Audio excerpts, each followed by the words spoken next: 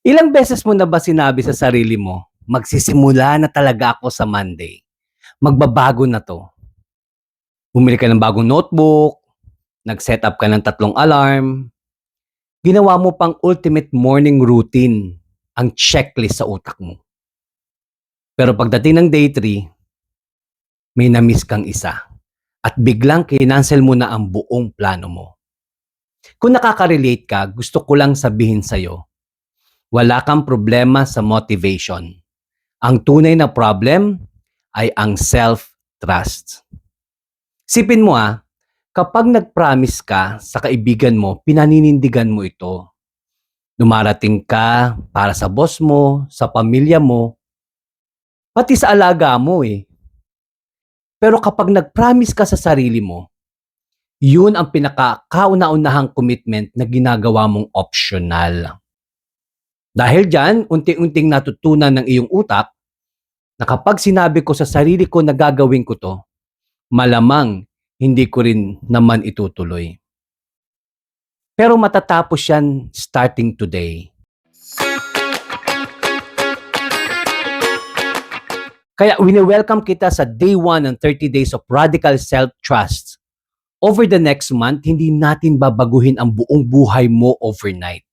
Hindi natin kailangan mag 4 a.m., gumising, mag-ice bath o 10 oras na aral. Gagawin natin yon sa mas powerful. Ituturo natin sa utak mo na kapag may sinabi ka sa sarili mo, non-negotiable yon. Ito ang daily actions natin for day 1. Ang rule of 1. Pumili ka lang ng isang micro-promise for today. Isa lang wag mong damihan. Dapat sobrang liit lang nito na parang imposibleng pumalpak ka pa. Pero may sapat na effort para maging intentional ka. Halimbawa, uminom ng isang basong tubig pagkagising sa umaga, maglakad sa labas ng 5 minutes na hindi tumitingin sa cellphone, or magsulat ng 3 bagay na grateful ka bago ka matulog. Yun lang yun lang. Pumili ka ng promise mo ngayon. Isulat mo sa comment section o sa papel. Kapag nag-commit mo na yan, iisa lang ang gagawin mo for the rest of your day. Ang tuparin yon.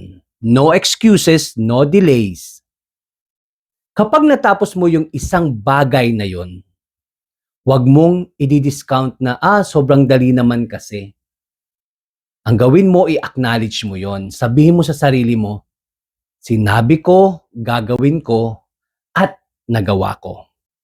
Yan ang unang brick sa pagbuo ng unshakable confidence. Ang momentum, hindi ginagawa sa isang malaking leap. Ginagawa yan sa maliliit at paulit-ulit na tamang desisyon araw-araw. I-drop mo nga ngayon ang day 1 na micro-promise mo dyan sa comment section para magkakilala at maging accountable tayo rito.